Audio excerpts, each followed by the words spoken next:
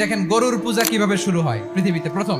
বনি ইসরায়েলের এক দুষ্ট লোক ছিল, নাম সামিরি। সে সবাইরে বলল তোমাদের স্বর্ণগুলো ফালাও। স্বর্ণগুলো ফেললো, বনি ইসরায়েলের স্বর্ণগুলোকে গলিয়ে গরুর বাচ্চা বানালো, গোবৎস। জিব্রাইল আলাইহিস সালাম যে জামিনে এসেছিলেন, ওই ফেরেশতার পায়ের নিচের একটু মাটি সে বুদ্ধি করে প্যাকেটে রেখে দিছিল। স্বর্ণ দিয়ে বানানো গোবৎস গরুর বাচ্চার গায়ে যখন সেই মাটি ছুঁড়ে দেয়া হলো, এখন বাছুরের ভেতর থেকে ভ্যাঁ ভ্যাঁ আওয়াজ আসতেছে। কি আসতেছে? সবাই তো অবাক। সামিরি বলে, আরে তোমরা যে 70 জন দিয়ে মুসা আলাইহিস সালাম রে পাঠাইছো ওইদিকে, এত ঘুরতেছে, আল্লাহরে খুঁজে পায় না। আল্লাহ তো এটার ভিতরে ঢুকছে। নাউজুবিল্লাহ, এটার ভিতরে সেজদা দাও। এই সেজদা দিয়ে গেল। হারুন আলাইহিস সালাম তাদেরকে বুঝালেন, শিরক করো না, আল্লাহরে ভয় করো। শুধু এতটুকুই তিনি বুঝালেন, দাওয়াতি কাজ পালন করলেন, কিন্তু প্রতিরোধ করেন নাই। এই ঘটনা থেকে শিক্ষা কি?